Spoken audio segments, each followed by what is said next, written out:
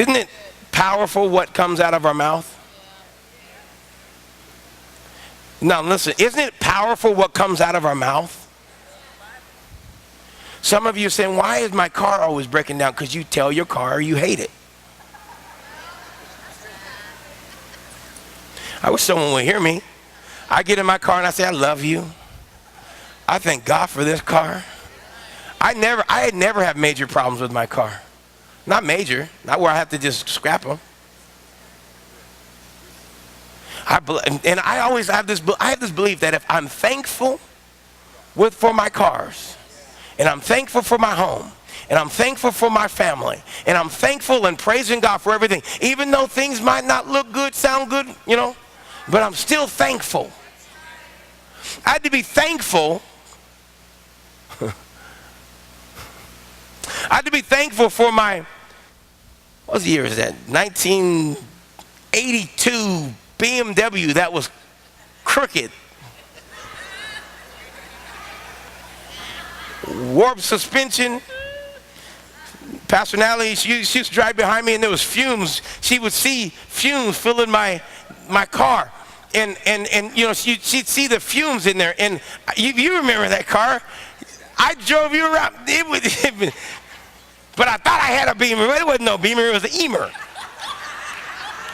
The B was gone. Long gone. It was so bad I had to take a towel and wipe the inside of the window. That's how many fumes. I had to keep. I loved it. I got in a wreck, and guess what? I went and bought a wreck and put a new. It was a lemur. But I had to be thankful for that ride. And the whole time I used to come in and say, yeah, my next car is going to be a Land Cruiser. I'm going to get this, and all those kids. And then they're like, yeah, you ain't getting nothing. You got a busted up Beamer. But if I couldn't have been thankful for that, I couldn't have what I have now. I have what I have now, and what I have now is sustained because I had a good attitude then. I loved it. I polished it. The rust spots even. Carnauba on the rust.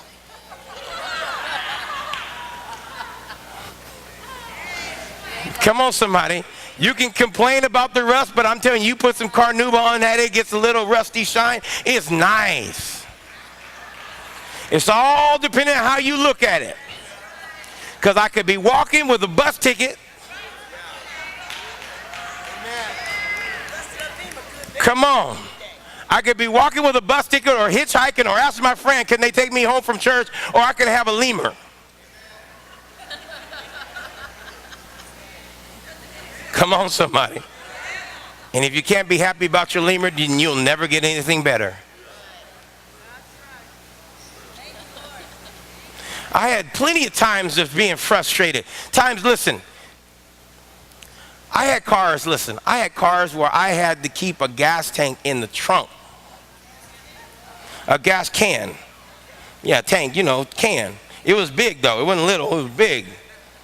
Because I never knew, I fill it up and I try to calculate the miles because my gas meter didn't. Sometimes I forget to restart the counter and, you've never been there before.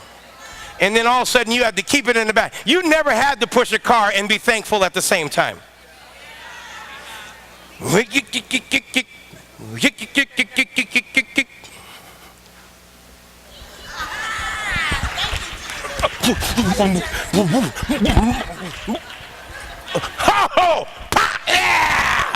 You never had to go there. But if you could be thankful.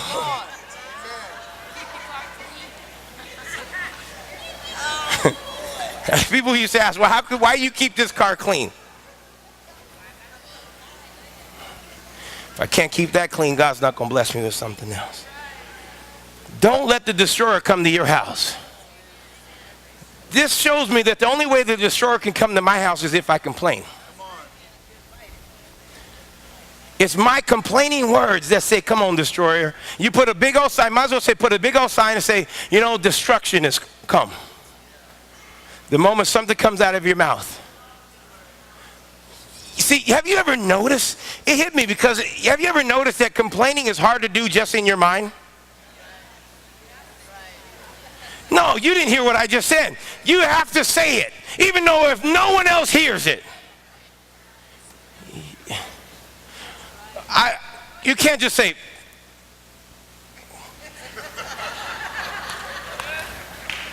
it doesn't feel powerful. You've got to get away from somebody and say, I can't believe that.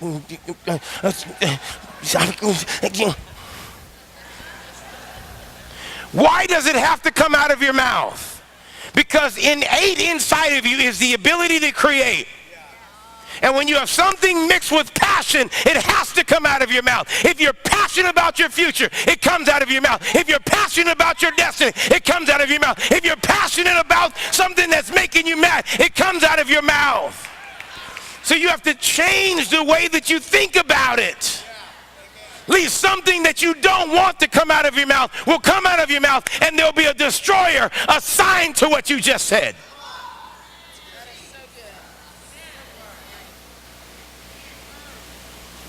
The carnality of man wants to speak the negative. It's what happens inside of us. Have you ever noticed? I noticed that. It's like when the traffic is too slow or something's going, and I just can't say, please, sir, could you please